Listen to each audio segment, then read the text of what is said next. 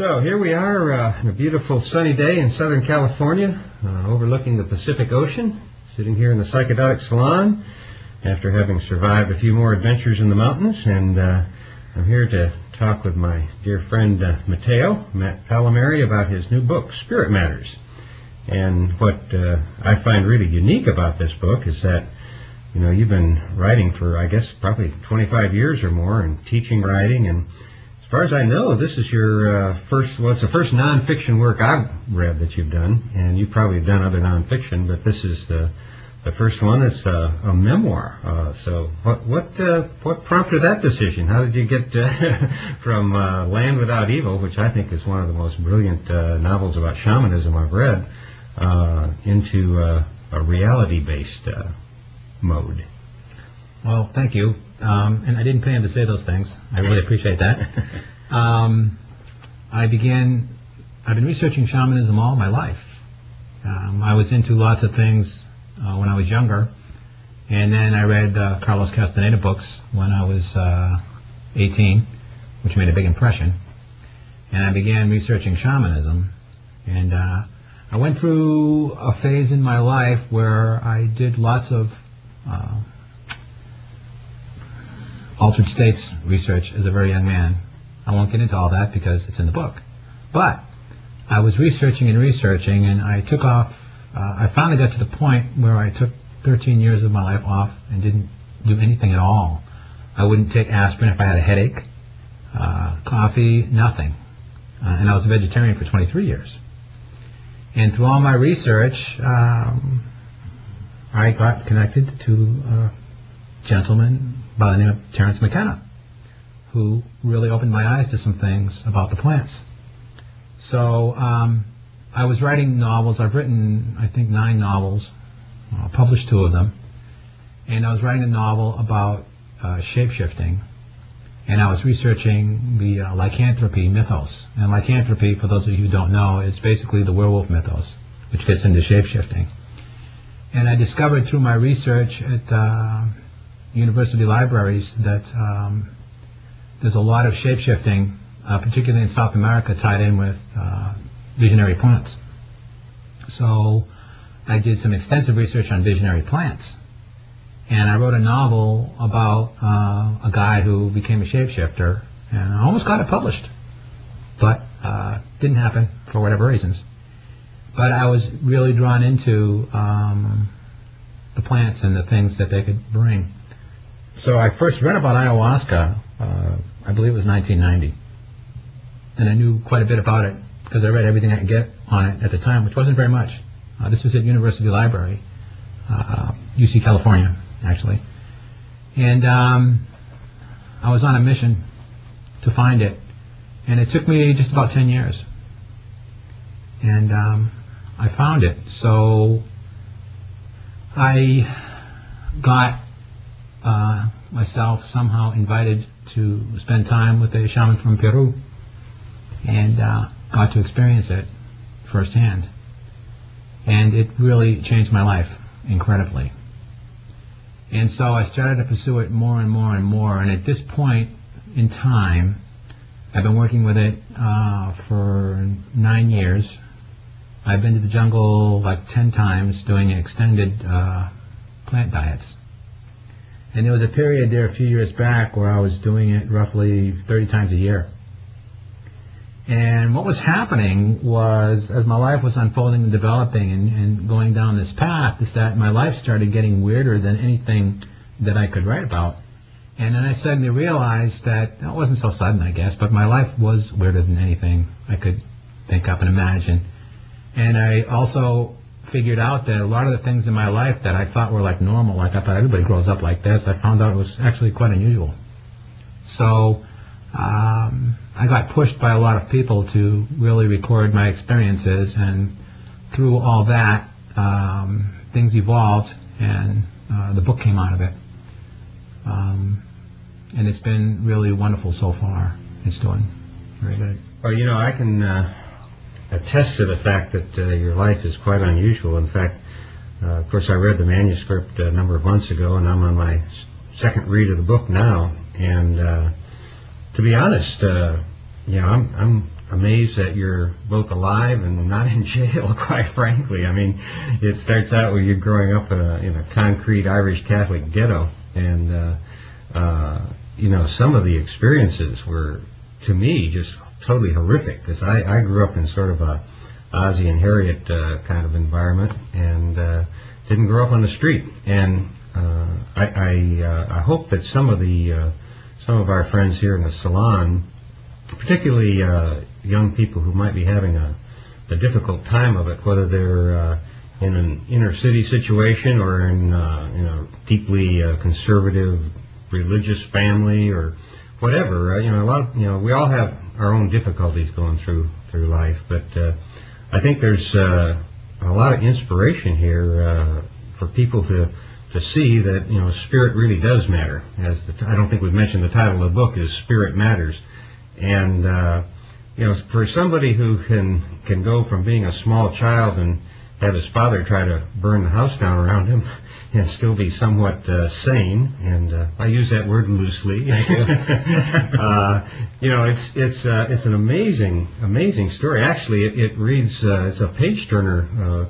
If I didn't know it was nonfiction, I would think it's one of your better novels. So it's got to have been pretty painful, though. How did going through all those old memories affect you?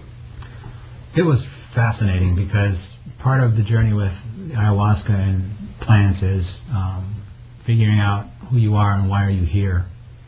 So as part of my process,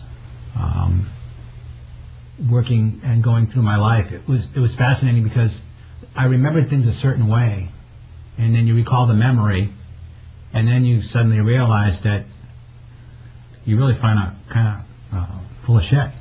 Because you have a memory, you get in a fight when you're 16 and you think, oh, I took on a gang of 20 guys or something, and you realize, well, gosh, now you're an adult. Well, okay, it was really 2 guys, not 20. As a kid you tend to exaggerate and blow things out of proportion. So you made me think of a couple of things when you were asking this question and when you were talking. One of the things I want to mention is that I make a joke with my wife, why do you do this and why do you do that? And if I perform, like I drum and sing. And I always say, it's all for you, baby. So this is all for you guys out there, you guys and gals. And I mean a few things by that. One of the things I mean is that I've gone through some really dark places. And I've done that so other people won't have to do that. And people were telling me for the first few years I was going to the jungle, you're going there for us, you're going there for us, and I didn't quite get it. But now I got it. So one of the underlying themes of Spirit Matters is that it's a map. And it's a guide. And I'm way out on point. The whole thing about, am I sane or not, that's right, it depends on who you ask. But I'm on point. And I've had a lot of experiences and some very hard things I've gone through. And people tend to live vicariously through me. And I'm hoping that everyone who reads the book can live vicariously through me and avoid, actually probably literally avoid the bullets at a few points, so they won't have to go through it. So, altered states of consciousness are fascinating, and they're part of life and they're part of experience, and if they're here for a reason. So there are some substances which, in my humble opinion, are not good for you. And I'm just kind of paraphrasing here, but, crystal meth, crack cocaine, heroin, obviously, don't get you to a good place. You take something like LSD or mushrooms or ayahuasca, and if you take those with the proper respect and you put a good intention behind them, they're really wonderful tools. They're psycho-spiritual tools. When I go to the jungle, I tell people I'm going to church and I'm going to listen to Mom, because Mom's going to give me some lessons. So anything has the potential for abuse. And one of the important things about doing these medicines, particularly ayahuasca, and I'm rephrasing this, repeating myself, but is the intention that you put behind it. So I've learned these things and I've gone through these passages, and I'd like to think that what's taking me 50 plus years to learn and barely make, somebody who maybe in their 20s can read it and go, okay, I got the memo. So they can avoid all that and then they can jump ahead much quicker. So somebody could be, for argument's sake, they could be 24 and maybe be close to where I am in their advancement, and not have to do all the things that I've done. That's a really good point. That, and of course, that's one of the reasons we read and listen to stories, so that we don't have to go through some of these things. I know some of the stories, and I don't know if everybody in the salon knows this, but I used to be a lawyer. Well, I guess I still am. I still have my license to lie, at least in the state of Texas. But there is a lot of talk about basically illegal activities. And I'm not talking about just taking some sacred medicines. I'm talking about hardcore criminal activity before they force you into the service. And I don't want to give away too much of the book, because it is an exciting read and a lot of fun, and you know, every page has an adventure on it. I know that when I got about midway through the book, there was a little breathing point in your life, and I thought, oh boy, I can really relax a little bit. The tension was building up, and I realized you're only about 28 years old at that point, and I thought, oh no, I got a lot more to go. So, but you know, all of this, the stories, you've been very frank, very open about it, and being a lawyer, I'm well aware that all the statutes of limitations have passed, so you're not exposing yourself to anything there. But what do you think about perhaps people that might pick this up and see, you know, where you come from, and maybe discount the whole story just because it was a pretty rough beginning for you? Well, for one thing, it's their loss. I agree with that. But you know, it's good you made me think of something else. Part of this whole process, particularly working with ayahuasca, there's a term that Carl Jung coined. It's called individuation. And essentially, we are a cast of thousands. Whether it's, you know, okay, I'm hungry, I'm horny, I'm pissed, I'm going to kill you, I love you. It's all these different aspects of ourselves. And when you get into psychological things and traumas, we tend to get somewhat splintered. The worst extreme cases are multiple personalities, which are pretty much, I think, 100% all brought about by molestation. And what happens at a young age when you go through a horrible experience like that? Now you're talking about, in addition to just like, not just sexual molestation, but mental... I think they're all sexual. Oh, really? Yeah. All the cases I've studied have been. There may be other cases. And then, you know, you can get off into schizophrenia and all kinds of weird things. But primarily, multiple personality, which has always fascinated me, always gets into a molestation thing. And what happens is that the personality is under such traumatic stress that it basically breaks and reforms into something new in order to deal with it, because it can't deal with it. So when you go through this process, if you continue at it, you begin to look for the lost parts of yourself and basically bring them home. And the more you bring them home, the more whole you become. And the more whole you become, the more aware you become, and the more you are in the moment, and the more you can deal with things. So I've been really stepping up the pace with this thing and this process. And one of the things I've learned, I have a very wonderful, wonderful personal coach who's working with me, and I work with her and with the medicines and working together with them. And she calls things secrets. We all have our secrets. And we all have our shadows, which ties in with the... which Anne Shogan talks about quite a bit, too. Yes, in fact, in Shogan, yeah, she inspired me quite a bit, and she's... has some responsibility for me writing this book, because she encouraged me to write about some of my experiences. So in this shadow work, in the secrets, so to speak, if you're an asshole, you don't know it. And I hope that's okay to say on the podcast. The FCC's not here, right? You don't know it. You don't realize it. Because what you do when you're being that is you project it onto everybody outside of you. And you make them it so you don't have to look at yourself.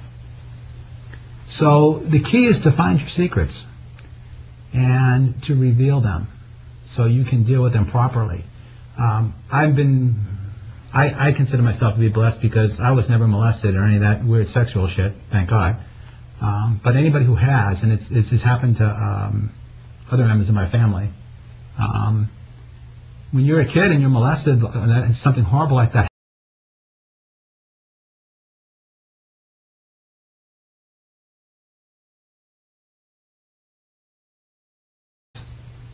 So I was writing novels. I've written, I think, 9 novels, published 2 of them. And I was writing a novel about shape-shifting. And I was researching the lycanthropy mythos. And lycanthropy, for those of you who don't know, is basically the werewolf mythos, which gets into shape-shifting.